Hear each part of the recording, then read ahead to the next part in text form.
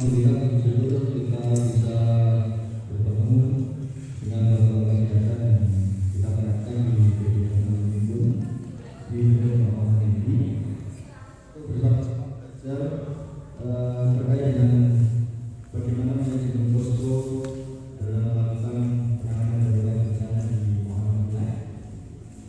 Mari sebelum kita mulai kita berdoa dengan bacaan bersama-sama. Bismillahirrahmanirrahim. Rekan-rekan yang saya hormati,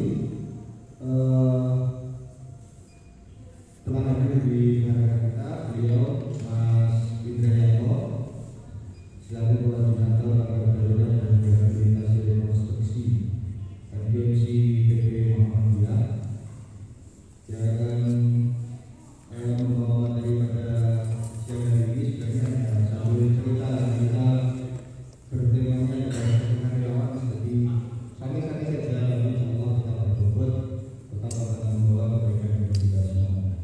Sebelum saya mulai, saat ini saya ulangi kita berada di bersama Muhammadiyah.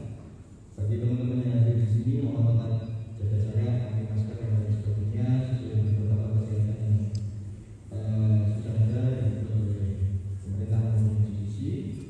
Termasuk jika nanti terjadi apa-apa atau kebakaran dan lain sebagainya, ada beberapa tempat di depan sini dan di belakang sana, toilet ada di sebelah kanan dari Bapak Ibu semuanya. Baik, Indrayanto biasa kita panggil Mas Indra. Saya kemarin dapat beberapa pertanyaan ini. Mas Indra ini katanya tim nama orang Singkata Lesu. Padahal Lesu ya kaget. Mas Indra yang hari ini kita mintakan materinya terkait dengan manajemen posko. Sebagai gambaran bahwa pos koordinasi Muhammadiyah dalam penanganan darurat tsunami ini sudah berjalan 42 hari.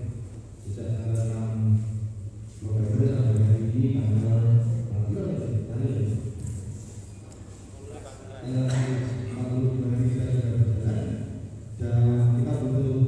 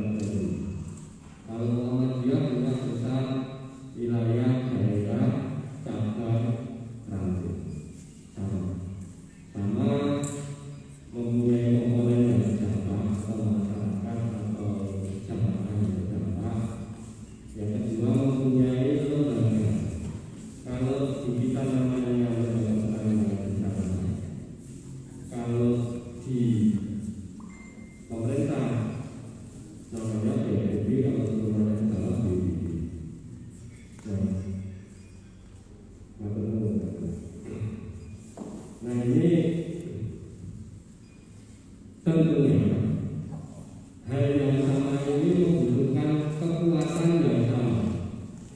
Kalau pemerintah SKPBD itu diartikan sudah menyeluruh sistem komando penanganan darurat bencana pada PKBNPB nomor 3 tahun 2016 itu berlaku menyeluruh sehingga BPBD sehingga SKPBD atau penjelasan atau mungkin yang mungkin orang yang ditunjuk entah Kapolda entah Sekren ataupun misalnya Kapolres atau Jaktim. Kalau di Muhammadiyah itu SKPBD-nya juga sama,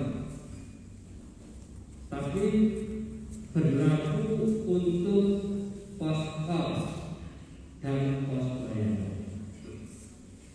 Untuk pengendaliannya majelis lembaga tertutup dan komponen biaya lainnya termasuk negara itu namanya Bulan Muhammadiyah Bulan kita membuat tagline-nya seperti itu. Kenapa?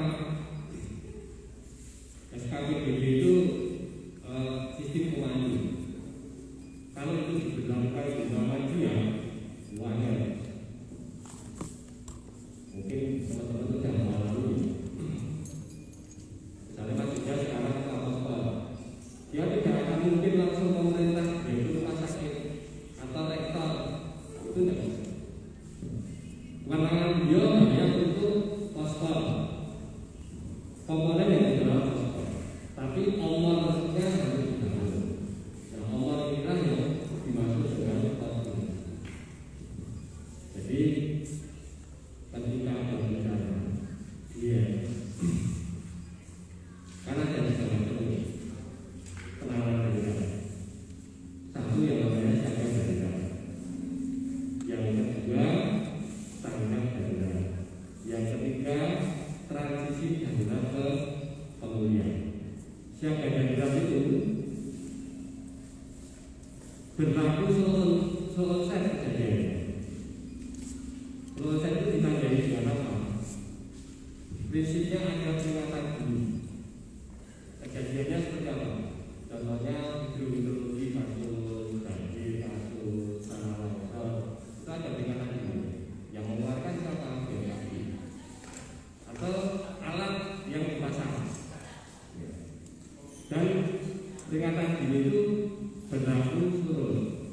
Maksudnya ketika ada peringatan semakin meningkat, ada fasenya. Ada siaga, ada awas, itu ada waspada. Begitu juga yang belum sama, tapi ada tahapan siaga darurat dan sebagainya. Kenapa di fase siaga darurat ini tsunami tidak dimasukkan? Tidak, lalu dia punya sistem peringatan dini. Terlalu pendek sistem peringatan dunia yang tsunami, dan dia mengikuti kejadiannya, tidak berdiri sendiri. Tsunami itu kalau tidak ada gempa ya tidak ada tsunami. Tapi kalau ada gempa belum tentu ada tsunami, tapi dimungkinkan itu pasti akan ada tsunami bila gempa itu terjadi di wilayah pesisir atau lautan. Fase siaga darurat inilah fungsi omor harus dihidupkan.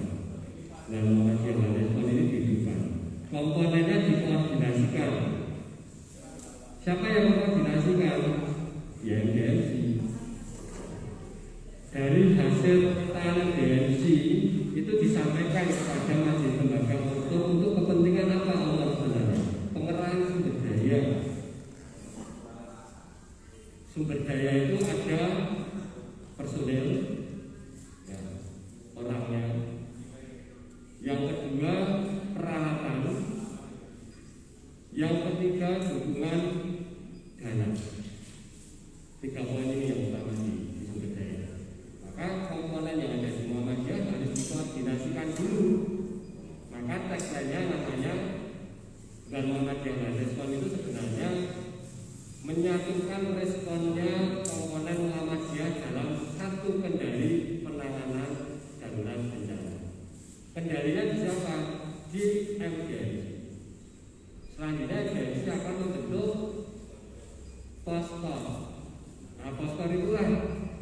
yang akan difungsikan untuk membangun pemandu atau pengendalian operasinya.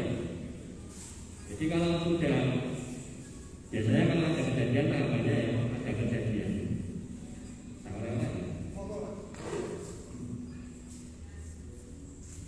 Kalau ada kejadian,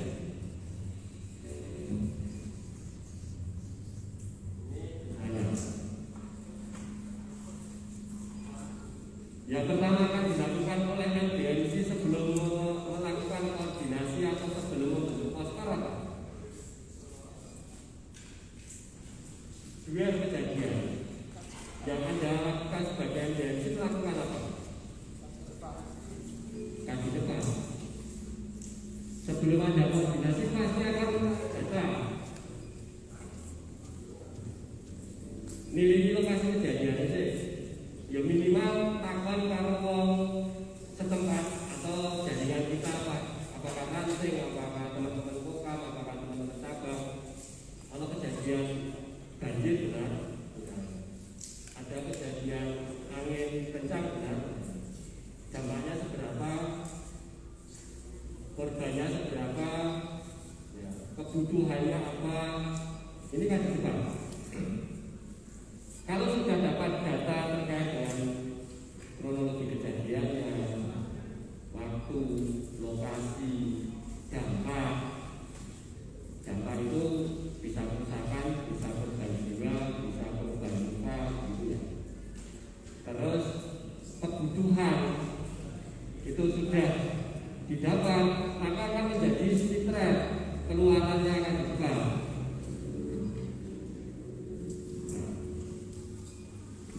Dari sitret hasil kaji cepat ini akan dibawa LBNC untuk koordinasi, menentukan sikap.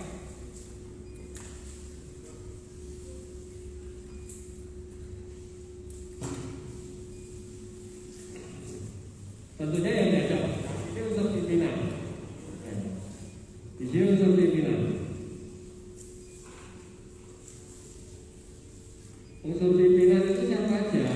Ya kalau daerah ya pasti ada BPM, itu pasti. Ada MNO, ada AU. Ya MNO itu ya majelis lembaga hukum yang memang sudah ada di PD tempat ataupun juga dengan amal usaha. Amal usaha khususan rumah sakit.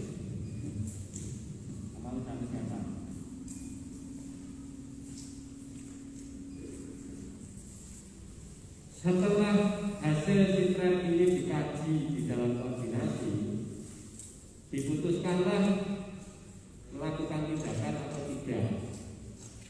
Diputuskan dulu.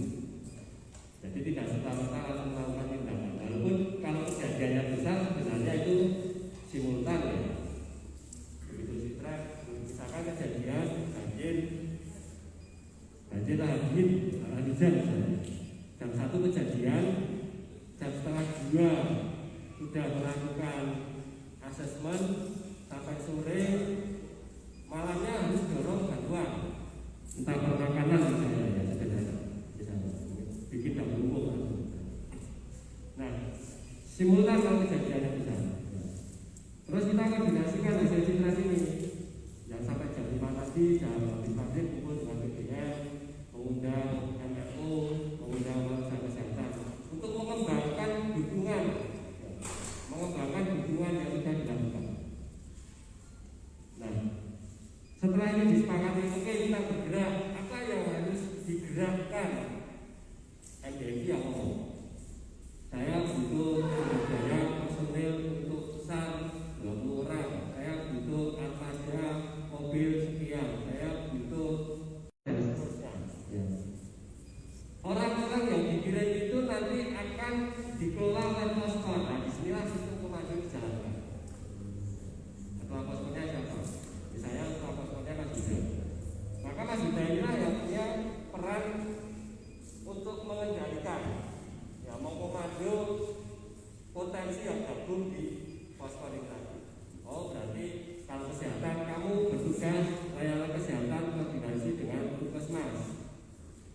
di titik A kita akan mendirikan beberapa posyandu. Nah, setelah ada poskon, nanti kita menentukan titik layanan, namanya pos pelayanan.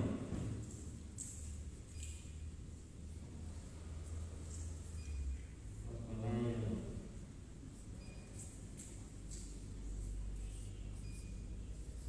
Saya kira ini teman-teman kemarin sudah melakukan ya.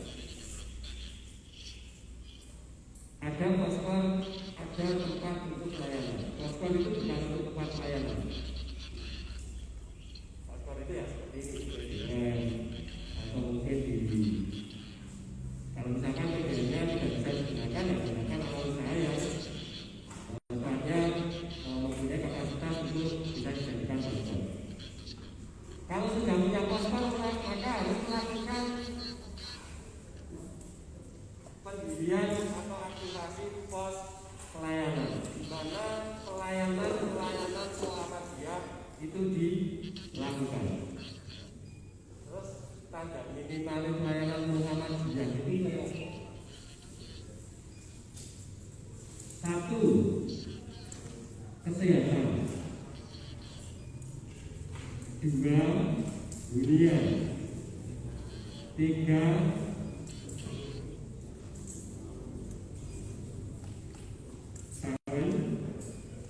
yang keempat, air bersih. Kalau teman-teman pernah belajar PIR, minimal standar bantuan kemanusiaan yang mati, kita sama. Satu, kesehatan, ya, karena hampir semua pimpinan daerah kita punya rumah sakit. Rumah sakit itu bisa dimanfaatkan bentuknya dan harus dia keluar dari rumah sakit, tapi rumah sakit ini harus mempunyai hospital yang namanya hospital disaster plan, di mana ketika rumah sakit dibutuhkan untuk penanganan yang lebih besar, maka dia akan siap. Atau ketika rumah sakit dibutuhkan penanganan memberikan dukungan kepada puskesmas terdampak, dia siap. Yang kedua, hunian. Hunian itu tempat untuk mengungsi sementara. Contohnya kita masih di KAI ya, menyediakan layanan tempat KAI. Ya. Hunian itu bukan berarti membikinkan rumah, bukan begitu. Ya. Konsep hunian itu menyediakan tempat tinggal sementara. Satu, menggunakan gedung amal usaha yang kita miliki. Yang kedua, juga bisa membikinkan hunian sementara. Yang ketiga, pangan. Pangan ini menjadi logistik kalau bahasanya teman-teman. Tapi sebenarnya bahasa logistik itu kalau teman-teman sampaikan di sistem koordinasi nasional itu artinya akan beda. Karena logistik itu sistem. Jadi logistik itu tidak sekedar membicarakan pangan, tapi logistik itu sistem logistik. Sekarang istilahnya dibagi dua, logistik pangan dan logistik non pangan. Nah, pangan ini menjadi sangat penting.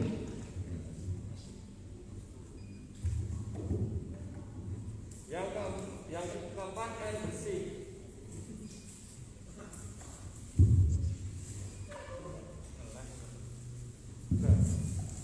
Cek.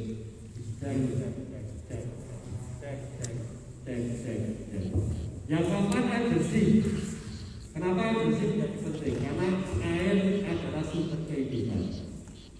Tidak ada air, tidak ada kehidupan. Kalau sampai kekurangan air, baik untuk kebutuhan masyarakat terdampak atau untuk relawan itu sendiri lebih besar. Maka air menjadi satu hal yang prioritas.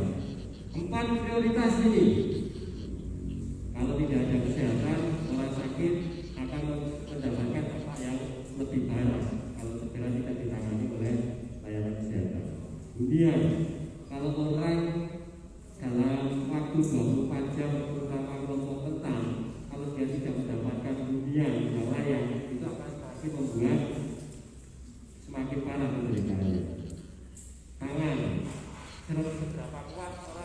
tahan untuk tidak makan. Panjenengan sedaya rasakan hanya dari sebelum subuh sampai maghrib. Lebih dari itu, misalkan 24 jam tidak makan, pasti akan ada persoalan dengan tubuh Anda. Daya tahan itu pasti akan menurun, maka akan menjadi penting. Yang keempat air bersih. Ini standar minimalnya 4 ini. Kalau ada tambahan yang lain,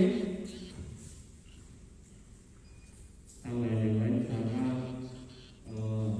menghidupkan jamaah gitu.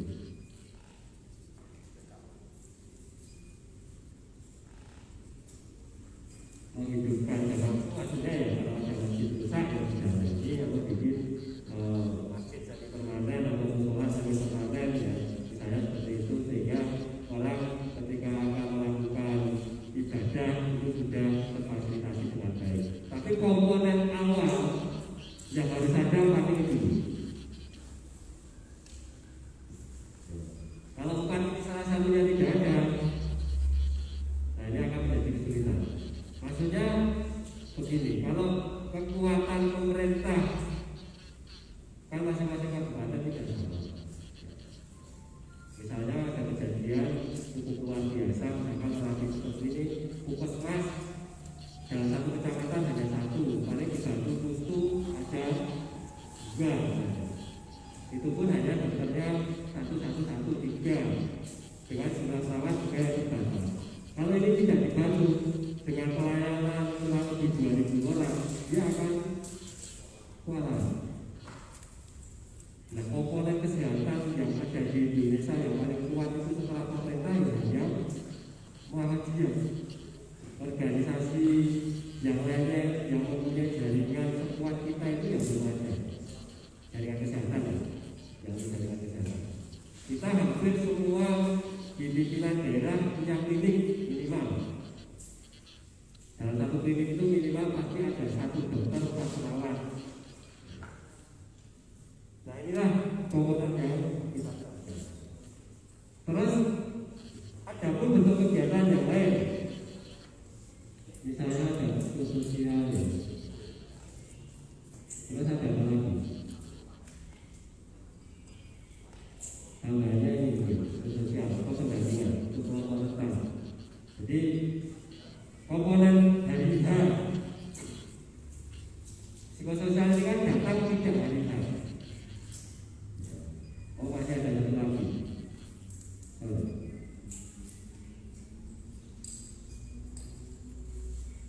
Pencarian dan penyelamatan. Pertolongan dan penyelamatan sekarang ya istilahnya ganti. 1, 2, 3, 4, 5. Ini komponen yang harus ada pada hari kejadian. Kalau psikososial itu kan datangnya mungkin juga setelah 4 hari, setelah 7 hari dia baru datang.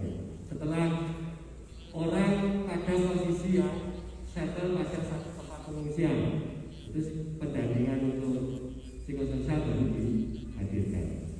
Nah, kenapa SAR menjadi penting? Karena ini komponen yang utama untuk 1 mengevakuasi orang, yang kedua penyelamatan untuk korban, dan dia juga tidak berdiri sendiri. Dia pasti akan berhubungan dengan kesehatan. Kenapa di Muhammadiyah dikembangkan yang namanya SAR medis? Ini kolaborasi antara kesehatan dan SAR, karena satu pekerjaan yang dilakukan dalam satu kendali yang sama. Jadi sedang operasi SAR itu pasti akan nempel petugas medis. Jadi sedangkan bukan ambulan, maksudnya kalau di kita itu ambulan bergerak itu berarti orang sini, bukan ambulan tok gitu, bukan ambulan transporter, tapi memang ambulan itu untuk operasi yang dilakukan oleh teman-teman kesehatan. Nah ini yang dilakukan oleh Muhammadiyah. Nah tinggal ketika akan menyusun ini desain project penanganan ini nanti seperti apa? Ini yang agak sulit. Ya. Membuat perencanaan ini agak sulit. Karena harus belajar dari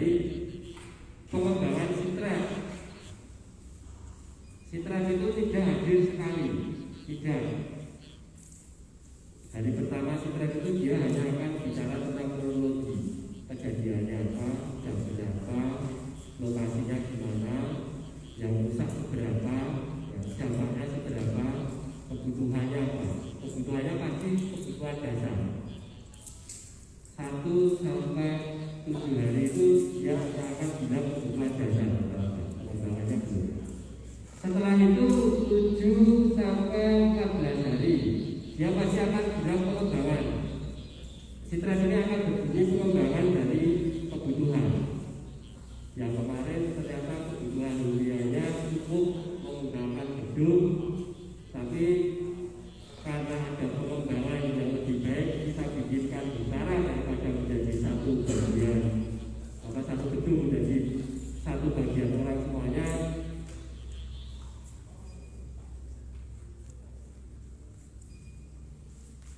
Aku kontrakan juga. Kamu kok ya? Orang minta-minta ini? Saya di sebelah tanggung berarti. Nah, tadi saya sampai Citra. Citra itu tidak berhenti satu hari. Kenapa kami dari pusat selalu minta update Citra, ya, khususnya kejadian besar. Kejadian besar itu kami membagi dalam 1 sampai plus 7 itu yang fokus kami dorong adalah kebutuhan dasar. Kebutuhan dasar itu 1, 2, 3, 4 ini. Ya. Tapi pengembangannya nanti dari hari 7 ke 14. Oh, butuh musola. Oh, butuh ini harus dibagi kelompok keluarga tempat tinggal sementaranya. Berarti harus dibikinkan buntara. Oh, butuh pengembangan untuk kebutuhan family kit. Oh, butuh kebutuhan untuk hygiene kit. Ya, hygiene kit itu alat untuk kebersihan ya, ember, sejuk, sabun, sampo, odol, sikat gigi, apalagi dan seterusnya. Yang alat untuk kebersihan, alat mandi dan sebagainya, termasuk sabun cuci dan sebagainya. Oh, butuh kebutuhan untuk peralatan rumah tangga, ya, piring, gelas, sendok, ceret, apalagi itu, mangkok, baskom, pisau dan seterusnya. Nah, pengembangannya di sini. Jadi 1 sampai 7 hari kita masih bantu kebutuhan pangannya dengan dapur umum misalnya. Tapi tidak mungkin dapur umum ini akan kita kembangkan 1 sampai 7 hari. 7 hari selanjutnya mereka harus diberdayakan untuk mempunyai kemampuan melakukan sendiri.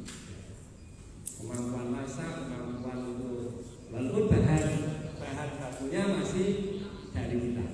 Misalkan itu. Begitu selanjutnya terus ya 14 sampai 30 hari sudah berbeda kapasitasnya.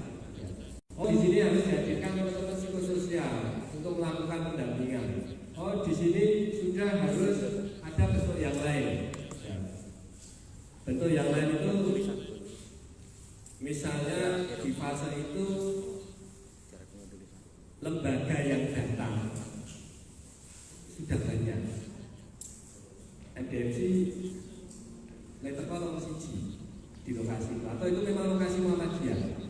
Kalau teman-teman yang pernah sempat ke Lombok,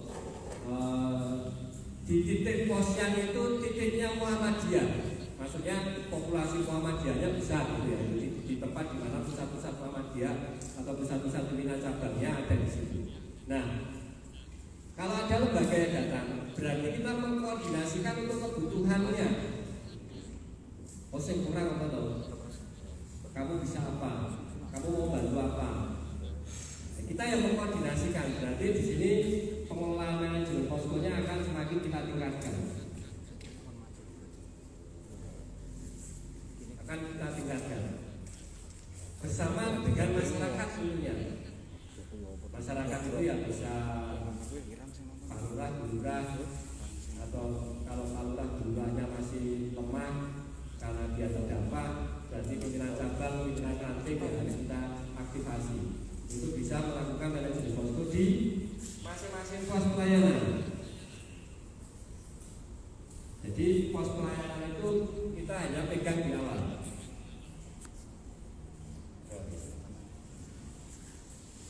Pos pelayanan ini harapannya 1 sampai 7 hari yang pegang relawan, tapi 7 hari seterusnya kita berdayakan masyarakat setempat.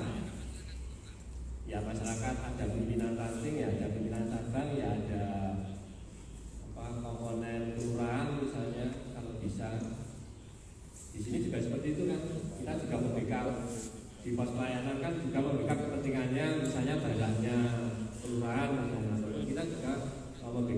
Universitas Muhammadiyah, pimpinan cabang, pimpinan ranting yang ada di sini.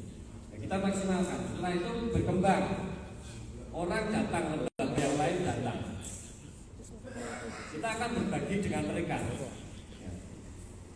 Walaupun memang ada beberapa komponen yang sudah kita siapkan, misalnya, kalau hunian dan kesehatan sudah kita pegang, tapi ternyata kita kekurangan bahan pangan ataupun air bersih, maka kalau lembaga yang datang itu berarti kita akan fokuskan ke situ.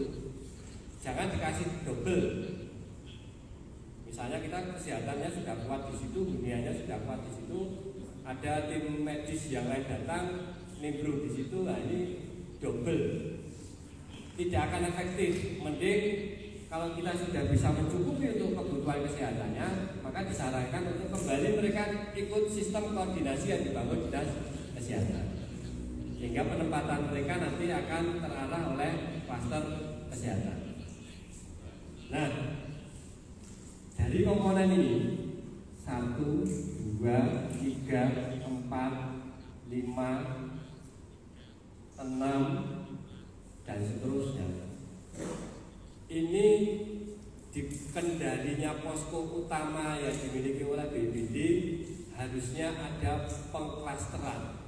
Kalau bencananya besar sekelas Lombok, itu semuanya ini akan berbicara klaster, klaster kesehatan, klaster shelter atau hunian, ya, ada klaster logistik, ya, ada klaster WOS, ada klaster SARS tersendiri, ya, ada klaster perlindungan dan pengungsian yang membawai subklaster psikososial.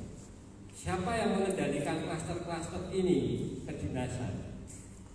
Kalau kesehatan ya dinas kesehatan, kalau hunian ya PU, kalau perlindungan dan pengungsian ya dinas sosial dan seterusnya. Kalau SAR ya Basarnas. Nah, dari klaster ini yang paling pendek usianya yang mana? SAR. Dia hanya berlaku pada saat operasi pencarian dan penyelamatan diberlakukan. Ini biasanya hanya 10 sampai 14 hari. Selebihnya dari itu selesai. Yang membedakan hanya di operasinya tsunami Aceh yang paling lama itu sampai 30 hari. Walaupun penemuan pada hari ke-20 itu sudah agak karuan ya. Jenazah.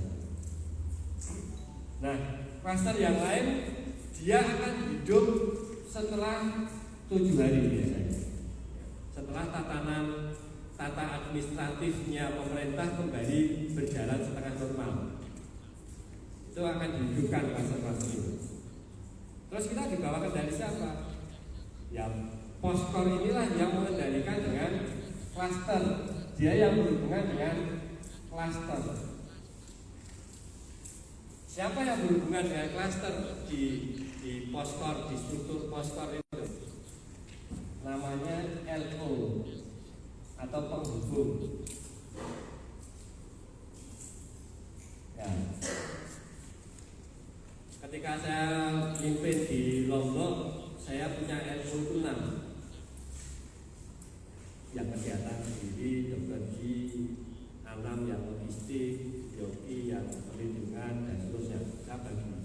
Untuk apa? Untuk mereka bisa saling berhubungan dengan klaster-klaster ini. Karena ada kesepakatan-kesepakatan yang dibangun di dalam sistem perklasteran ini. Kalau Magelang yang surat ini sudah ada? Belum ada. Semuanya masih dikendali posko utama ya. Karena ini belum meletus. Tapi kalau DIY sudah mulai. Ya DIY sudah mulai, klasternya sudah dihidupkan. Nah, kebijakan klaster ini nanti akan mengikuti kebijakan Poskor. Karena apa? Karena kita harus melaporkan MDMC punya apa di bidang kesehatan, punya berapa unit, dan punya berapa tim. Satu tim itu isinya berapa dokter dengan membawa obat-obatan seberapa dan alat medis seberapa, ya. Penempatannya di mana, berapa lama. Tapi kalau Muhammadiyah kan biasanya laporannya kami punya tim medis 5. Setiap pergantian 5 atau 6 tim, satu masing-masing dengan satu ambulan dan peralatannya beserta dengan obat-obatannya. Kalau ditanya mau berapa lama, timnya akan bekerja sampai 2 bulan. Setelah pasca 2 bulan kita ditanya lagi, Muhammadiyah setelah 2 bulan apakah menarik diri? Tidak. Kita akan bikin rumah sakit baru. Ya begitu ya. Lombok bukan selesai bikin rumah sakit baru. Palu selesai bikin rumah sakit baru. Tapi semoga juga bilang ini selesai terapi. Oh, PKL-nya baru. Nah, biasanya begitu. Ya.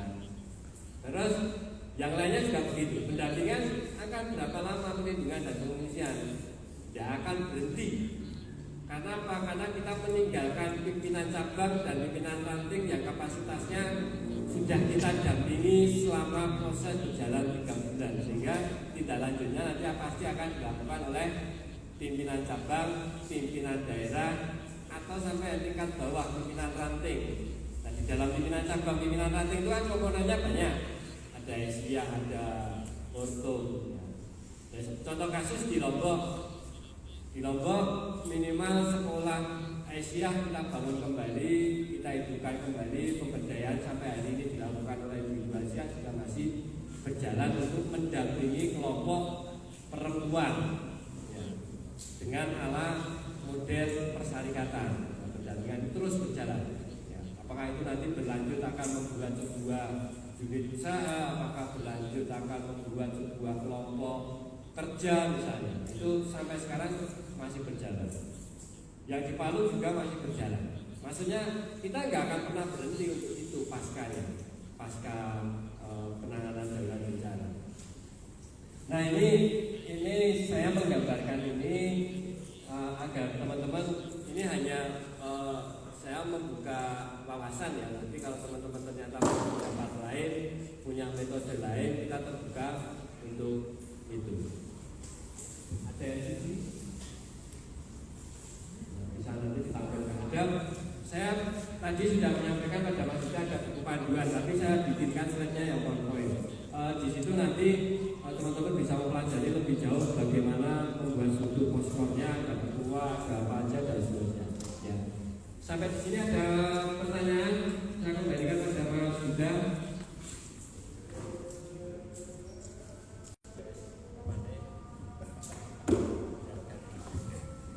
Baik, terima kasih Mas Yuda atas penjelasannya. Sudah pada dulu masyarakat berbagai ini masalah. Baik, Bapak Ibu sekalian, terima kasih sekali lagi Mas Yuda tadi penjelasannya. Mohon maaf yang secara virtual tadi sempat tidak enak suaranya didengar karena memang kita sengaja ternyata responnya bagus. Kita sengaja belum siap maksudnya.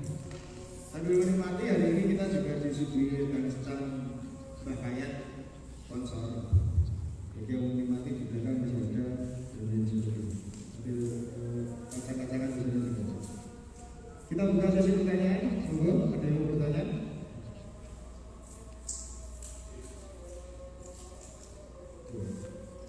Jaga-jaga. Mas Pri, menikmati kacangnya dan tadi Pak Yudhri sudah menyampaikan bagaimana manajemen posko, kapan kita harus bergerak di bawah pimpinan MDMC dalam penanganan darurat bencana, mulai dari siaga darurat. Walaupun memang siaga darurat itu tidak banyak atau tidak semua bencana punya siaga darurat. Ya. Adanya biasanya dari pra bencana, tanggap darurat sampai kemudian rehabilitasi rekonstruksi. Tapi contoh yang sedang kita hadapi bersama saat ini Merapi atau biasanya sudah longsor, banjir itu punya siaga darurat. Bukan agak mendung banget pada ada longsor, biasanya siaga darurat. Kira-kira seperti itu. Merapi itu demikian yang punya tahapan dari level 1 sampai level 14. Kita punya siaga darurat di situ untuk bersiap-siap bersama-sama. Kita masih dalam persiapan nih, teman-teman semuanya yang baru diingat. Merapi ini belum itu resepsi. Jadi ya bisa kekuatannya sampai hari ini sampai beberapa minggu depan kita akan refresh menambah bersama-sama. Baik, ada yang mau bertanya nggak Mas?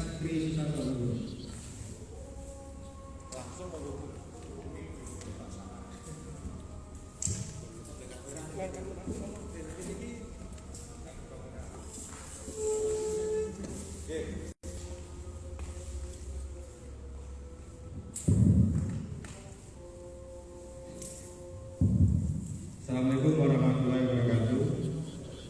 Nama saya Tri Susanto, perwakilan dari Ansor. Mau menanyakan terkait struktur atau manajemen posko. Pergerakan daripada posyandu itu harus termonitor dengan poskor atau tidak. Artinya apa? Yang ingin saya tahu, posyandu itu pergerakannya harus melaporkan ke poskor atau tidak. Terus poskor berhak memerintahkan ke posyan atau tidak. Itu saja Mas, terima kasih.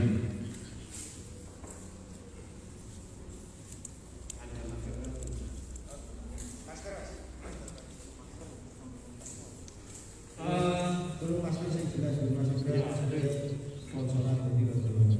Harus, maksudnya Karena harus melaporkan. Ya. Yang bisa membuat posyan ini ya poskor.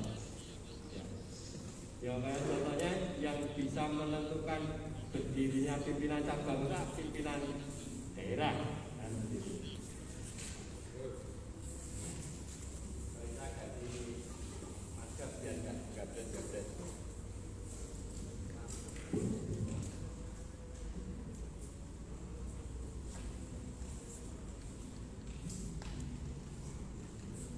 Jadi saya menggambarkannya seperti ini. Kalau posyan dia harus bertanggung jawab pada poskor. Poskor ini harus bertanggung jawab pada PDS.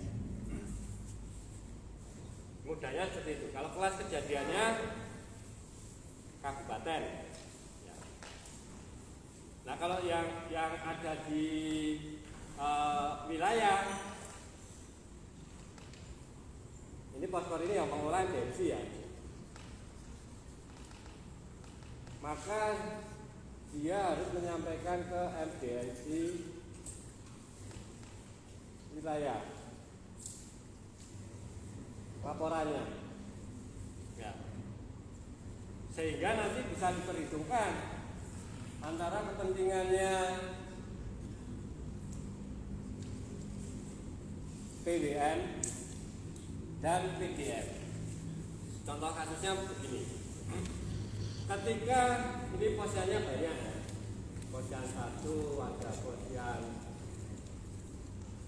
2, posyan 3 dan seterusnya. Dia melaporkannya ke poskor. Poskor inilah nanti ya akan mengakumulasi 3 laporan ini. Untuk dilaporkan kepada pimpinan daerah Muhammadiyah, begitu juga kepada MDMC wilayah. Kepentingannya apa?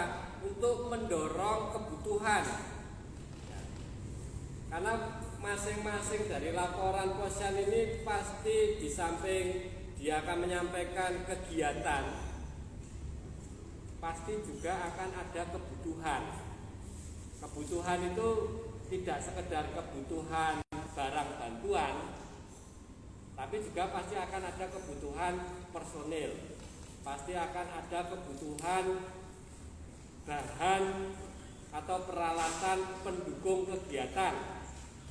Ya ada mobil, ada ATK, ada laptop, ada komunikasi dan seterusnya.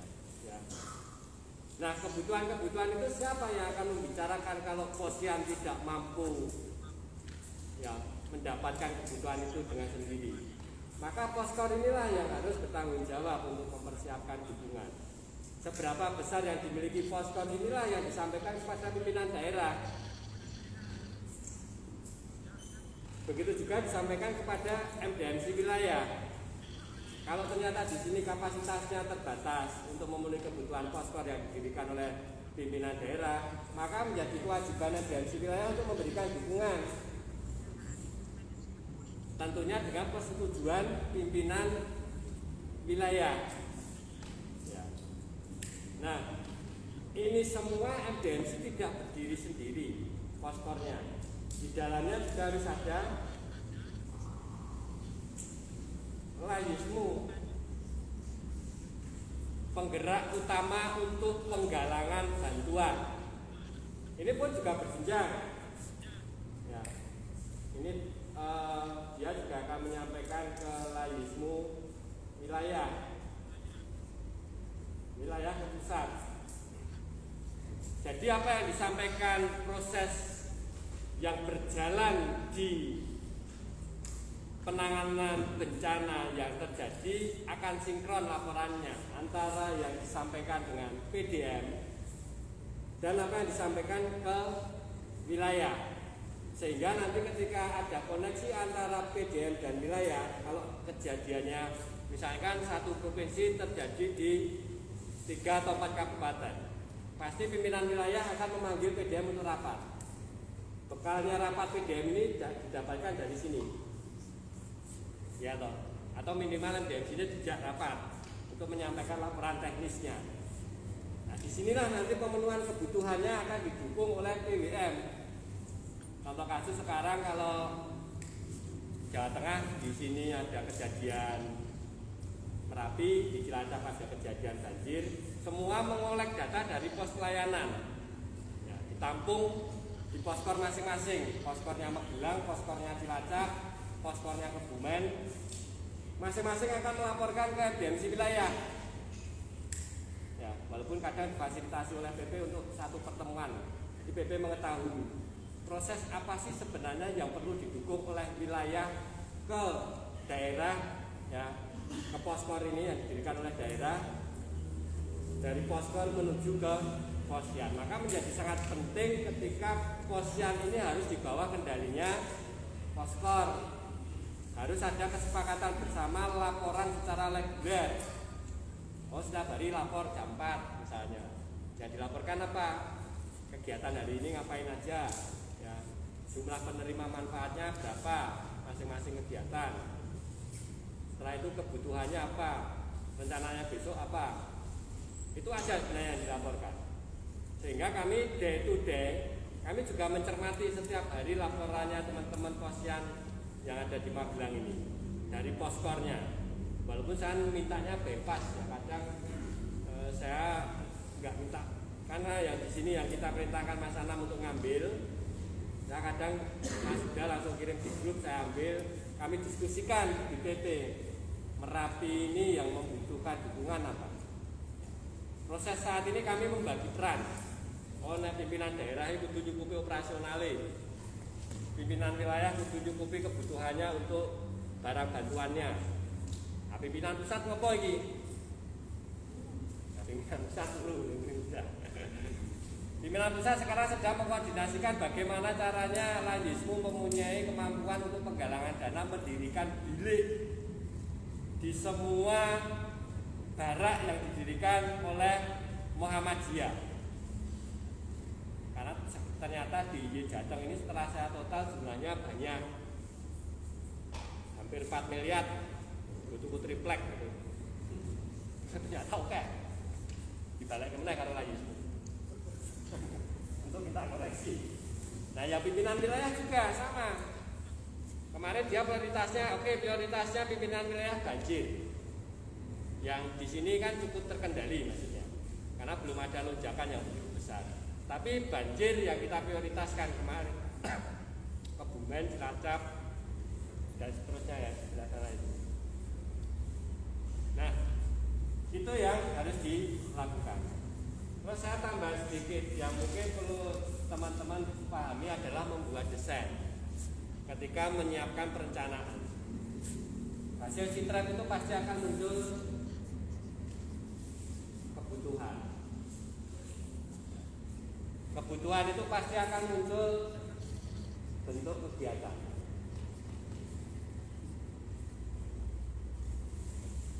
Dari bentuk kegiatan ini pasti akan muncul apa? Pelaku atau personelnya.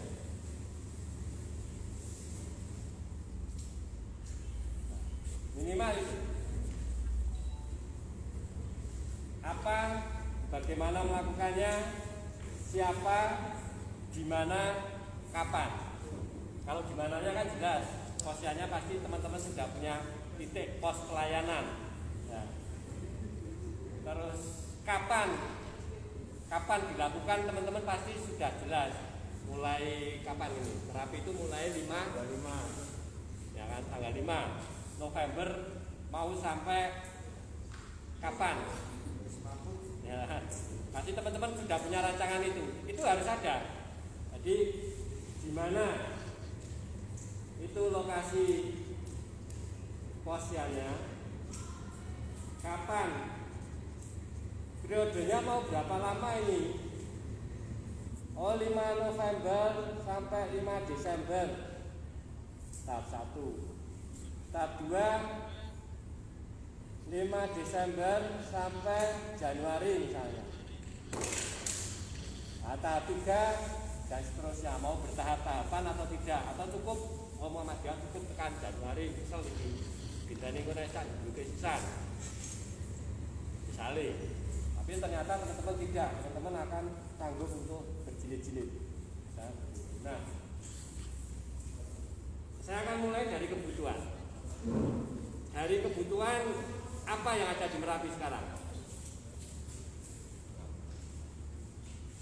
Cek.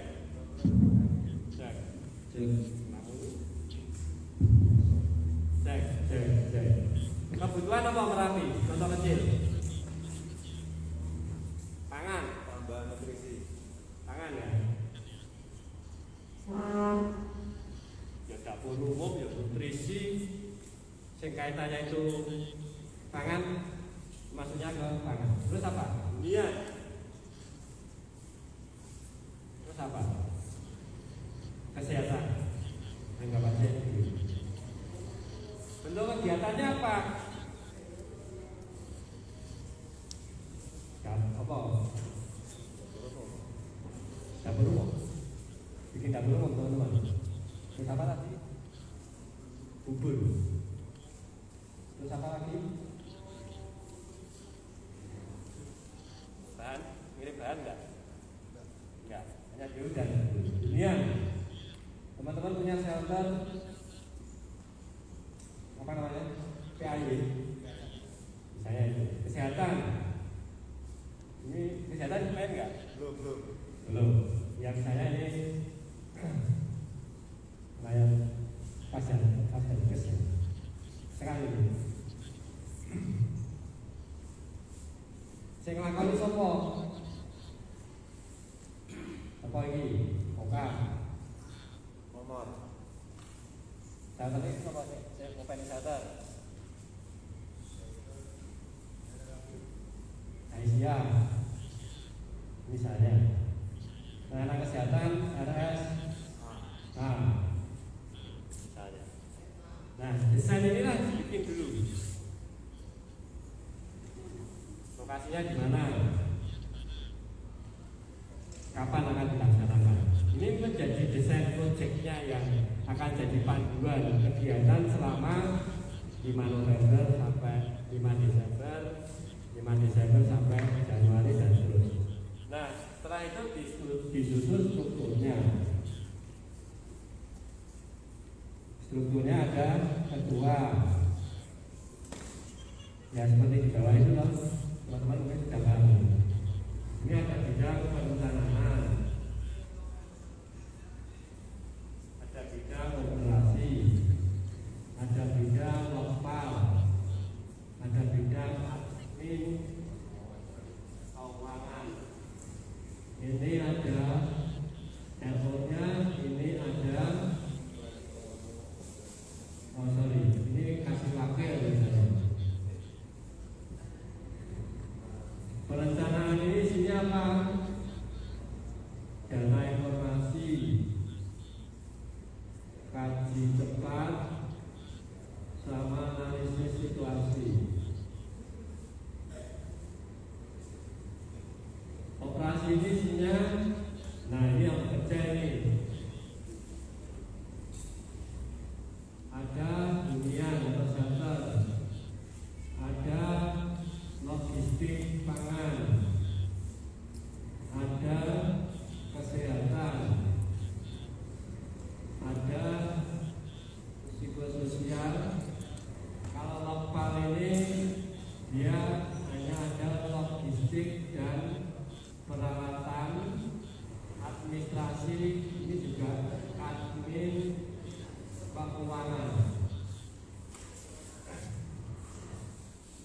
perencanaan ini yang buat desain ini.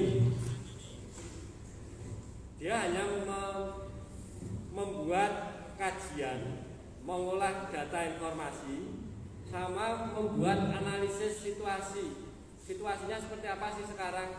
Oh, situasinya meningkat, gunungnya, gempanya semakin tinggi. Oh, statusnya meningkat menjadi awas. Dia yang menganalisis, sehingga dia yang membuat rekomendasi keputusan yang akan diputuskan oleh ketua untuk seluruh bidang ini. Ya. Jadi perencanaan ini menjadi vital karena apa? Kepentingan perencanaan inilah nanti yang akan mengeluarkan hasil bentuk kegiatan dari kebutuhan yang dia dapatkan dari hasil kaji cepat ini dianalisis, ya. Maka nanti akan muncul bidang operasinya itu seperti apa, itu ya dari perencanaan ini. Bidang operasi, dia yang menggerakkan kegiatan, dia yang mengendalikan kegiatan, dia yang memastikan kegiatan itu berjalan, dari kegiatan hunian, kegiatan logistik, bantuan ya ini ya, kesehatan dan psikososial. Lokpal ini kebutuhannya untuk memenuhi kebutuhan relawan, logistiknya relawan, peralatannya relawan atau petugas. Kalau yang logistik di sini ini yang untuk bantuan.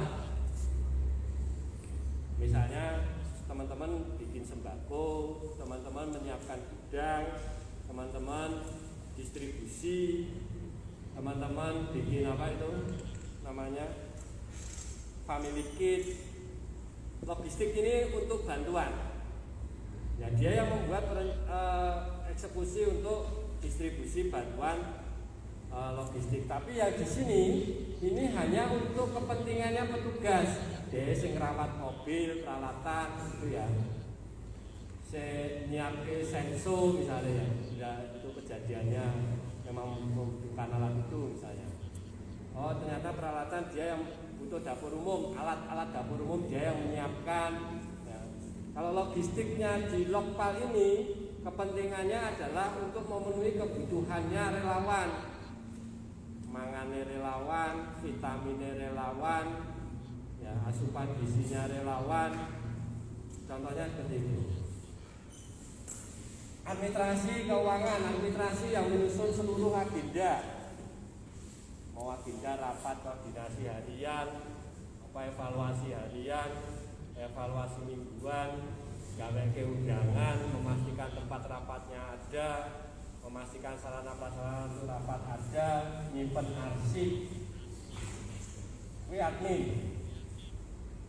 Keuangan jelas dia berurusan dengan hasil perencanaan itu nanti pasti imbasnya akan muncul kebutuhan. Kebutuhan itu pasti imbasnya akan muncul anggaran. Dia yang mengelola anggaran ini, menyusun anggaran, ya, menyiapkan dananya untuk kebutuhan tersebut atau menghitung dana tersebut cukup atau tidak cukup. Cara cukup itu biaya, yang cukup berarti tinggal dieksekusi, ya. Tinggal polanya ditentukan. Jadi di keuangan itu bendahara itu tidak cukup satu. Kalau di PP sekarang dibedakan. Bendahara umum, terus ada kasirnya, terus ada pengelola anggaran. Kalau bendahara umum sama pengelola anggaran ini tidak bertanda tangan, ya duitnya orang terus ke kasir. Ini hanya sebenarnya hanya untuk membuat akuntabilitas. Ini teman-teman Layusmu yang sudah paham sebenarnya. Maka akan lebih enak kalau Poskor itu bendaharanya adalah teman-teman Layus. Minimal ada teman-teman Layusmu satu masuk di situ. Yang ngurusi laporan barang benar. Nah, ini contoh struktur yang ada di Poskor. Kalau di pos yang strukturnya akan lebih mudah, lebih teknis ya. Posyan itu hanya ada ketua. Di sini langsung layanan. Apa mau layanannya? Iya. Logistik. fisik, kesehatan, psikososial. Loh, di posyandu kok ada ini apa? Di sini kok juga ada. Disinilah yang mengendalikan kegiatan hunian yang ada di pos pelayanan. Karena di bidang operasi ini harus ada satu orang yang mengawal satu kegiatan. Tidak mungkin semua kegiatan ini akan dipikir karo ketuaan itu. Jadi di poskor ini harus ada satu unit kerja hunian yang dia mengendalikan kegiatan di lapangan terkait dengan hunian. Ya, speknya bahan, gambar, personil, tukang, dan lain sebagainya. Penempatan orang untuk ditempatkan di titik-titik pos pelayanan, mandor-mandor hunian. Kalau misalkan kita bikin hunian sementara ya. Begitu juga dengan kesehatan. Kesehatan yang di lapangan ini hanya memikirkan layanan yang di posyan. Dia hanya memikirkan layanan, dia tidak memikirkan tuku obat, ya, tuku peralatan kesehatan, personil, enggak. Dia hanya tugaskan kamu seminggu di posyan A, tugasmu pelayanan dengan puskesmas. Tapi saya mikir nih obatnya, alat kesehatan nih, nek rano ambulane ya ambulane, nek rujukan ya rujukan. Berarti siapa yang memikirkan ini? Yang di poskor ini pengendalinya kesehatan. Terus dia yang akan berhubungan nanti dengan klaster. Begitu juga hunian yang akan berhubungan dengan klaster. Ini contohnya. Jadi sistemnya semua akan dikendalikan dari poskor menuju ke posyan. Maka posyan ini harus selalu melaporkan kegiatannya setiap hari ke poskor. Akan lebih baik kalau posyan dikumpulkan semuanya seminggu sekali evaluasi gitu ya sama poskor. Ketua-ketua ketua-ketua posyannya untuk membicarakan evaluasi dan rencana tindak lanjut ke depan. Kita akan menargetnya fokusnya di apa? Oh, posyan A berarti dia akan cenderung fokus di hunian. Posyan B cenderung fokusnya di kesehatan. Karena masing-masing titik pos pelayanan itu kadang berbeda-beda karakter kebutuhannya, nggak harus sama. 6 titik saya mendirikan di Palu 11 titik. Masing-masing pos pelayanan itu beda-beda. Ada yang kita fokus di situ kesehatannya, fokus benar-benar fokus, maksudnya ya langsung bangun klinik gitu ya. Tapi ada yang gagal beras, kesehatannya kita nggak masukkan karena puskesmasnya sudah kuat. Terus hunian hampir semuanya kita beli. Tapi ada juga dari 11 itu waktu pelayanannya tidak sama pada akhirnya. Akhirnya tinggal 6. Loh, yang 5 kemana? Yang 5 karena tingkat keparahan dampak yang didapatkannya tidak sebesar yang 6. Sehingga kekuatan masyarakat untuk bisa diberdayakan lebih cepat. Ini diukur dari mana indikatornya? 1, sarana umumnya cepat berdiri. Pasar cepat berdiri. Perkantoran pemerintah, administrasi pemerintah ya, kantor desa, kecamatan cepat berdiri. Layanan kesehatannya puskesmas mampu berdiri, langsung berdiri. Layanan keamanan ketertiban, polisi koramil langsung hidup. Yang 6 ini masih lemah. Yang 6 lemah. Yang kita hitung adalah puskesmasnya selungguh. Kita yang menginisiasi untuk menghidupkan puskesmas, bahkan mengambil alih istilahnya. Kebutuhan logistiknya juga belum diatur oleh pemerintah dan kebutuhan yang lainnya. Atau juga ada ancaman baru. Kalau ancaman baru misalkan banjir ya, terus longsor misalnya, itu maka kita mengambil titik lebih fokus pada itu. Yang lainnya penempatan relawannya terbatas. Misalkan yang lainnya hanya 1 bulan, yang 5 itu menjadi tetap 3 bulan. Itu salah satu contoh. Di Lombok juga seperti itu. Kami hanya 6 titik akhirnya. 6 6 titik itu pun karena prioritas ada pimpinan cabang yang ada saat itu. Titik yang lain kemana? Titik yang lain sudah diampu oleh lembaga yang lain pula, sehingga tidak menjadi konsentrasi kita. Bukan berarti kita meninggalkan, tidak. Tapi kita tetap memberikan dukungan. Misalnya bentuknya tidak lagi sama dengan mendirikan posyan, namanya pos satelit kita biasanya begitu. Layanannya seperti apa? Oh, misalnya kita masih mendirikan tempat ibadah di lokasi itu, kita masih membikinkan, tapi tidak menempatkan relawan di situ. Cuma seminggu sekali tiap Jumat kita kirim khotib untuk Jumatan misalnya, ataupun setiap minggu pagi kita kirim ustaz untuk menginisiasi adanya jamaah pengajian minggu pagi misalnya, contohnya. Nah ini contoh ya. Saya kira kalau ada pertanyaan lagi, monggo. Ada pertanyaan dari Zoom ini Mas. Dari Zoom, kita tahu bersama bahwa warga Muhammadiyah itu kalau ada bencana semangatnya luar biasa. Ada pertanyaan seperti itu, bagaimana penyelesaiannya? Terkadang donatur kita itu langsung ke posyandu ketika pengungsian ketemu dan lain sebagainya. Sedangkan sistem yang kita bangun adalah pakai sistem poskor yang akan kemudian menentukan mana sih yang membutuhkan dengan adanya barang tersebut. Kira-kira yang terbaik seperti apa Mas kalau ada yang seperti itu? Yang paling sulit itu ketika ada donatur mau mengirimkan sesuatu tapi itu ternyata tidak dibutuhkan. Contoh kecil, pakaian bekas banyak dan dikirim langsung ke posyan. Maka yang dilakukan adalah sedini mungkin, secepat mungkin ketika poskor sudah didirikan, maka harus diumumkan. Kalau sekarang kan mudah, bikin flyer, poskor tergelang untuk terapi dengan alamat ini, nomor rekening sekian, tujuannya adalah ini. Itu kan langsung bisa di-share segera mungkin ya. Tapi biasanya ya kalau itu sudah di-share, tetap ada beberapa yang langsung menuju ke lokasi. Atau minimal orang yang mau bantu secara langsung mau berkoordinasi dengan poskor. Berkoordinasi dulu, tanya dulu.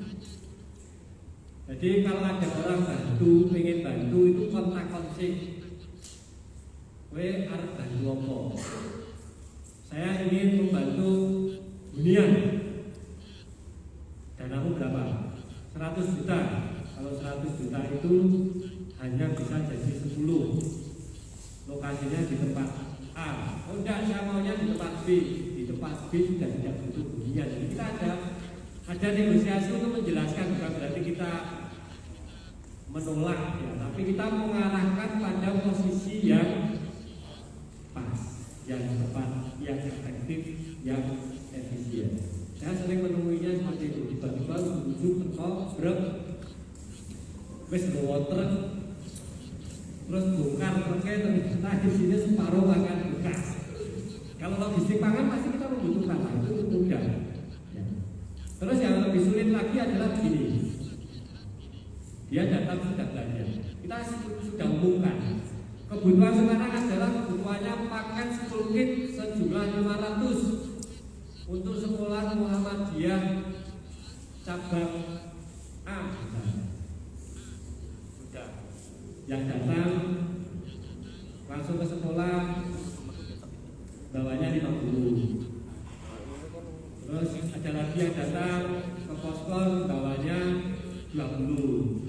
Nah, ini butuh strategi. Karena kebutuhannya 500, kalau belum ketemu 500 ya jangan dibagikan. Kalau ternyata yang memberikan bantuan bawanya 50 ya tetap diterima aja. Bawanya 20 tetap diterima aja. Sekolah juga dikoordinasikan, sekolah Pak Kepala Sekolah, ini kami akan menyiapkan informasi donasi untuk kebutuhan 10 kit sejumlah 500 siswa ini kita akan bantu kebutuhan siswanya 10 kit 500, tapi tunggu waktu nanti kalau ada yang menghubungi langsung ke sekolah mohon kami juga diberitahukan. Jadi masing-masing saling memberitahu. Ini kami terjadi di Palu. Di Palu kami menyiapkan kebutuhan school kit. Kita sudah merancang. Isi school kitnya adalah tas, buku tulis, apa itu, pulpen, buku gambar, sejumlah sekian dan seterusnya, lengkap. Kita sedang siapkan di kampus. Tiba-tiba BS datang, parani kepala sekolah langsung, karena dia punya jaringan kepala sekolah. Orang yang dirembukan langsung ditunggu piro 200 itu pakai 200 juga, ditunggu piro 200 itu pakai 200 juga, boleh. Begitu kira nyiapin, parani kepala sekolah terus begini, itu paling sudah dibagikan. Akan muspro. Jadi apa yang kita siapkan jadi muspro, kalau koordinasinya ini menjadi tertutup. Maka penting ketika di sini ada, kalau kejadiannya besar dan amal usahanya itu yang terdampak amal usaha pendidikan ya banyak, maka di operasi ini harus ada pendidikan. Pendidikan ini dulu yang bertugas di Palu Mas Satrio.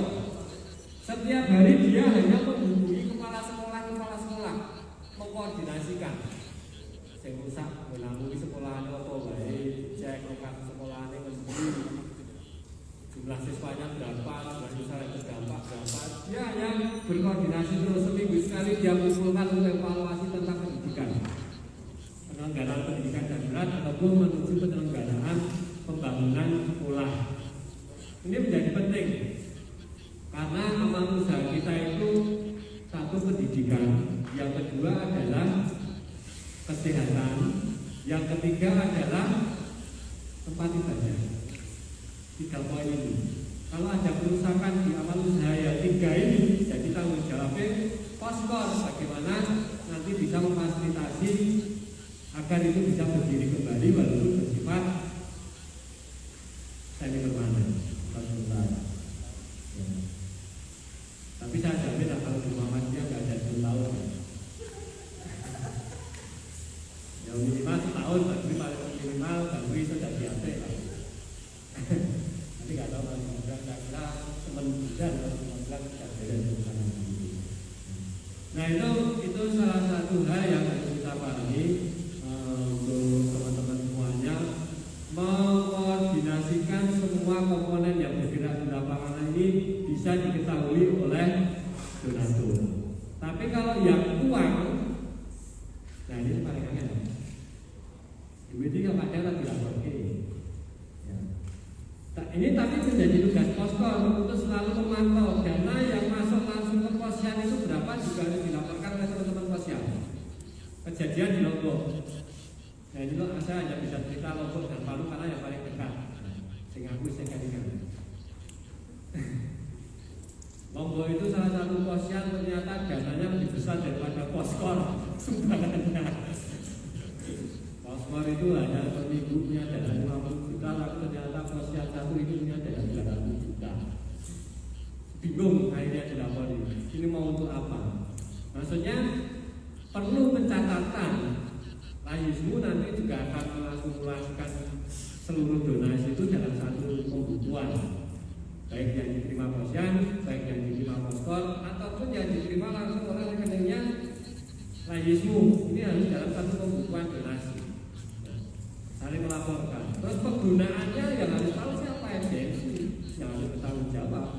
B200 juta dari posyan itu harus apa ya? Ini harus dibicarakan antara posyan dan poskor bersama stakeholder masyarakat yang ada di situ. Ya, stakeholdernya siapa ya? Bisa pimpinan ranting, bisa pimpinan cabang itu ya yang melibatkan semuanya, ya maksudnya melibatkan yang siap, melibatkan yang ada di situ. Ini untuk apa?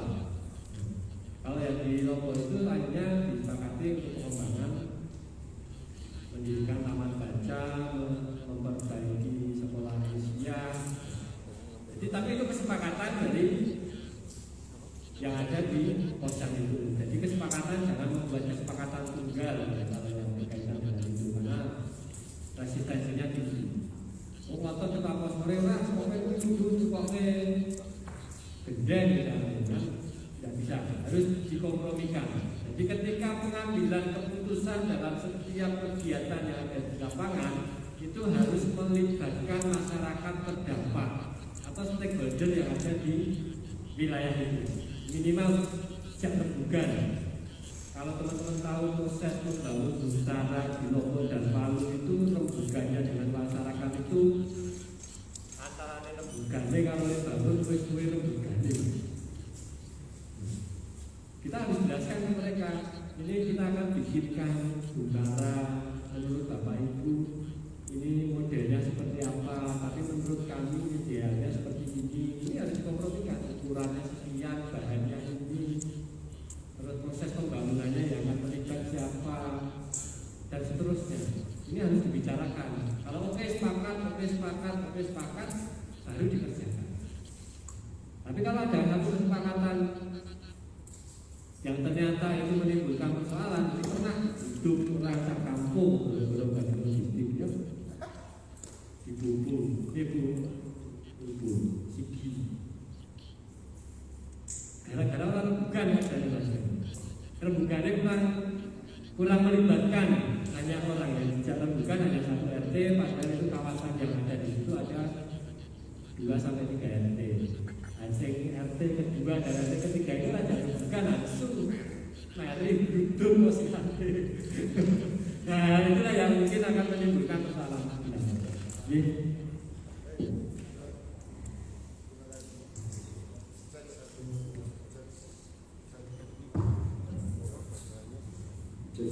Ada pertanyaan lagi Pak dari sini. Menarik sekali artisnya itu sini dalam isi materi. Ada dari Mbak Pinasti dari Lima.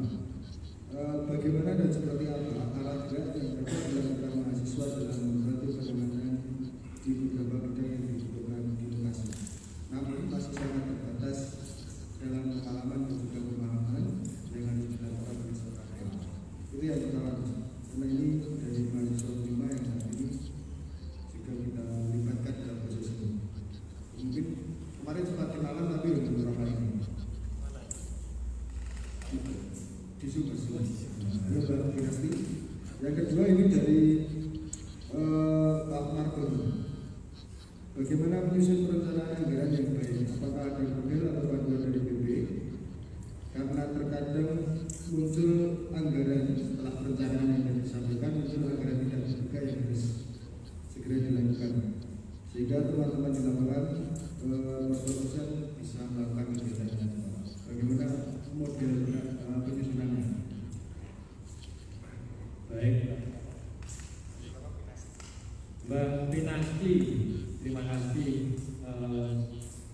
Mahasiswa dari perguruan tinggi Muhammadiyah maupun Asia itu komponen utama ataupun potensi utama yang selalu kami libatkan dalam penanganan darurat bencana. Ini bergantung dari yang minatnya mau terus latar belakangnya apa. Kalau latar belakangnya kesehatan pasti kami larikan ke dukungan kesehatan. Tapi kalau dengan berbagai macam latar belakang, biasanya kami tempatkan untuk pendampingan psikososial. Tapi mahasiswa juga tidak terlepas untuk kebutuhan untuk yang di logistik, administrasi, data informasi, ya. Walaupun dengan latar belakang yang berbeda, visinya adalah ketika kami membuka terus menawarkan, itu pasti kami akan melihat dari latar belakang masing-masing. Misalkan kebutuhan untuk data informasi 5 orang, ada mahasiswa datang, kamu bisa teknologi informasi dan dominan iso Excel, tahu aplikasi, ngerti Corel, ya. Minimal begitu. Ya. Oh bisa, biasanya mahasiswa yang berlatar belakang teknologi informasi itu barang yang mudah. Kita ngambilnya dari situ. Juga untuk kepentingan hunian, teknik sipil, arsitek, kami banyak ambil teman-teman mahasiswa dari kampus yang mempunyai latar belakang fakultas tersebut. Begitu juga yang jadi psikososial ya, sosial macam-macam, tidak hanya sekedar mahasiswa psikologi, tapi juga ada dari pendidikan misalnya ya.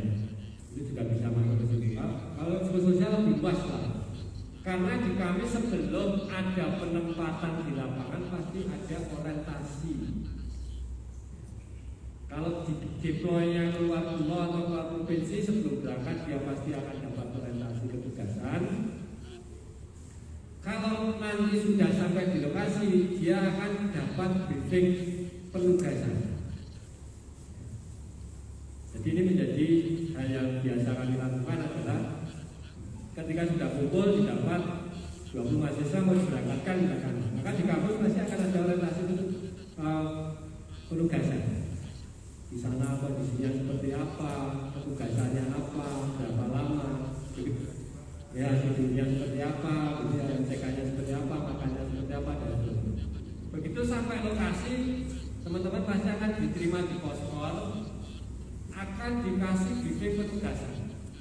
Briefing petugasan itu lebih mendetailkan pada teknis masing-masing individu.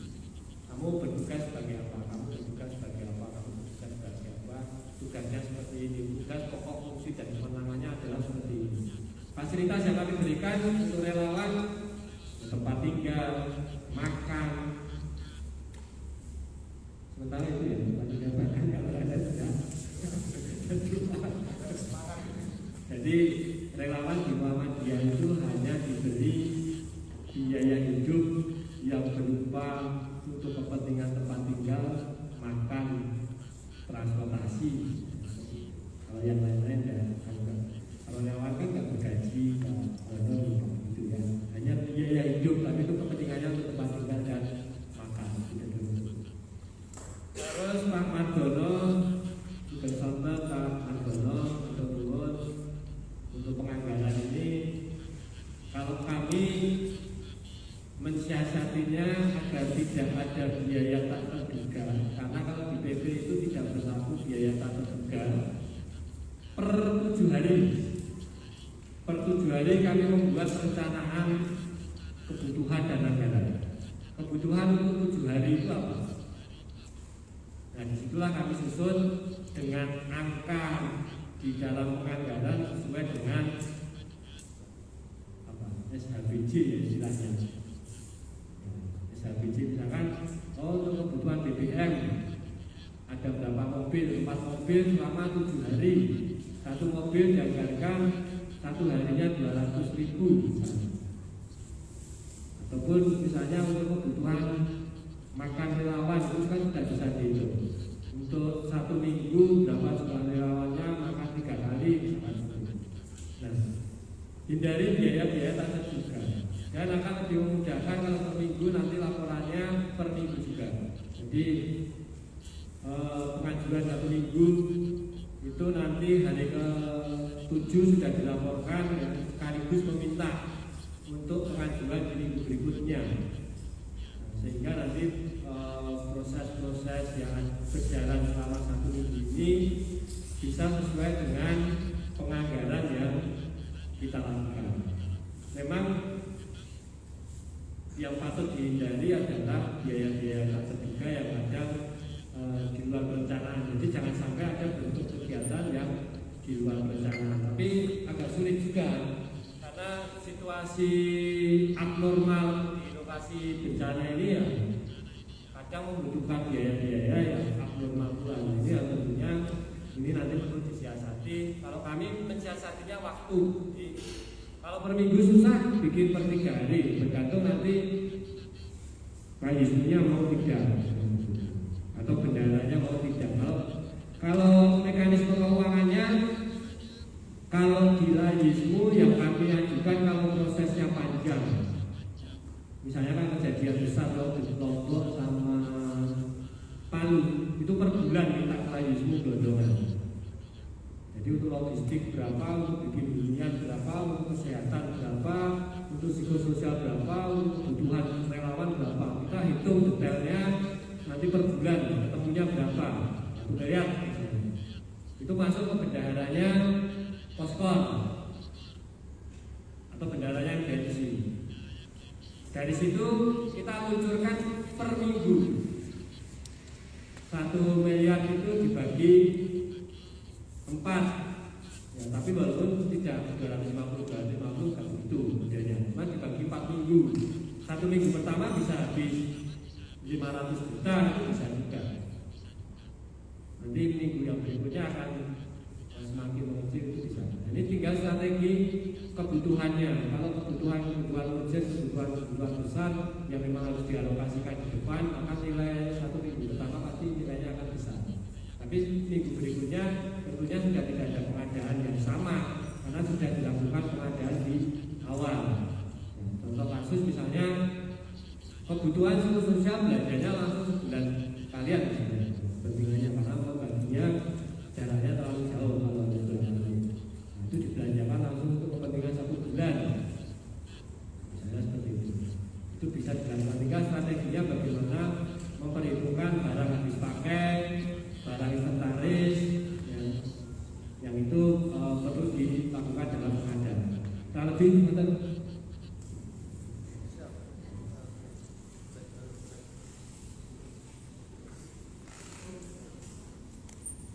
kira-kira seperti itu Mbak Dinasti dan Pak Margono dari UNIMA. Sudah bulan-bulan lagi UNIMA beli-beli sama UNIMA untuk kira-kira seperti itu. Jadi Pak Dinasti kira-kira datang aja sampaikan kemampuan dan skillnya, nanti kita tempatkan di mana yang paling pas dan mana keinginannya. Dan Pak Margono ya, bahwa perencanaan itu penting. Kalau kita gagal dalam merencanakan, berarti kita merencanakan kegagalan. Makanya kita selalu koordinasi dan ada pertanyaan yang di sini? Kalau tidak ada, mungkin cukup hari ini. Mas Indra, sekali lagi kami ucapkan terima kasih yang luar biasa teman-teman semuanya. Mudah-mudahan bermanfaat dan membawa keberkahan bagi kita semuanya dan merefresh bahwa kita masih dalam siaga darurat, belum tanggap darurat untuk perangannya. Mudah-mudahan melakukan ini kita mengingat. Jadi tak cukup. Yang saya mas perlu organisasi mampu. Kira-kira seperti itu. Mari kita tutup dengan bacaan terakhir ada closing statement.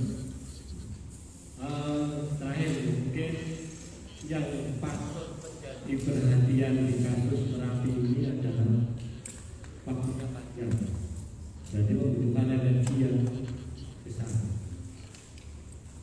Terus yang kedua adalah pandemi.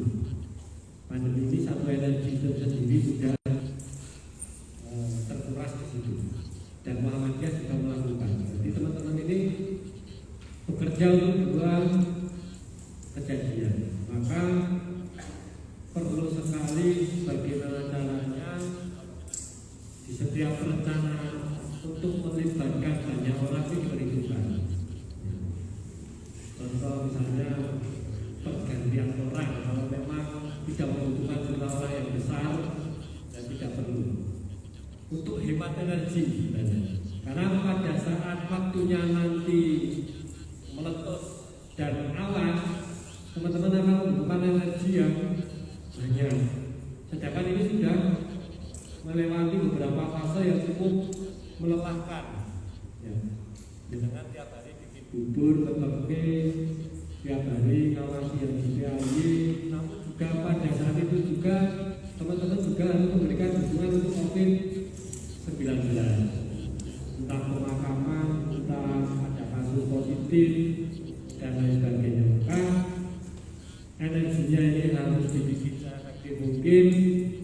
Yang terakhir adalah mari bersama-sama kita memperketat penerapan protokol kesehatan untuk diri kita sendiri maupun untuk orang. Terima kasih. Assalamualaikum warahmatullahi wabarakatuh. Terima kasih closing statementnya Mas Indra. Cukup ya. Terima kasih. Kita akan punya acara seperti ini lagi. Sebelum ini kira-kira sampai tahun depan. Tahun depan kita masih seperti ini, punya khusus grup. Tapi kita masih ingin memperjalanan dulu. Tahun depan ya kita lagi. Minggu depan kita akan ketemu Mbak Isna dari UM Purworejo untuk bareng-bareng membahas terkait dengan bagaimana penanganan risiko sosial dalam proses bencana.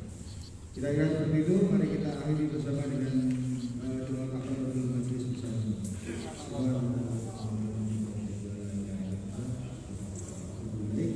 Mohon maaf jika banyak salah. Assalamualaikum warahmatullahi wabarakatuh.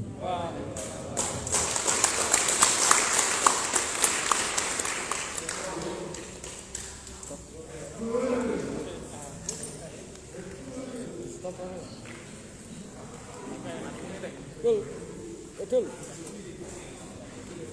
Stop pernah ini.